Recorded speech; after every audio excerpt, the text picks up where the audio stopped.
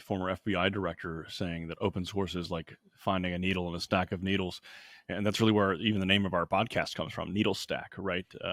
That is a big challenge, and as you touched on, verifying the information and the analysis is a big part of this.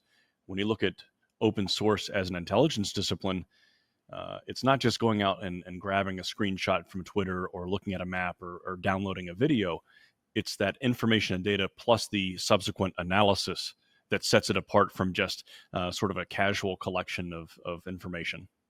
Absolutely, and that brings to mind for me as you say that, as also my part of my course at George Mason, I teach a lot about the Ghost Army during World War II.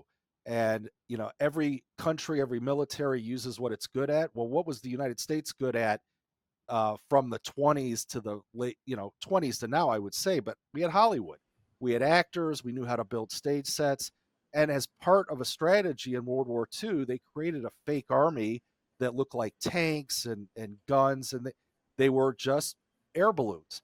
But at that time, the Germans and the Japanese were not very good at discerning what was fake, what was real. So it looked to them from their very rudimentary ability that there were different armies in different places. They really weren't there. So those techniques are still used today. I mean, I think that's a very basic early way of understanding what we're talking about. And just imagine now how far we've come 70 years late, over 70 years later, and how sophisticated it is. And that's why we're seeing uh, all these different platforms and hackers and everything else getting really, really good at creating disinformation and fake reports and fake media.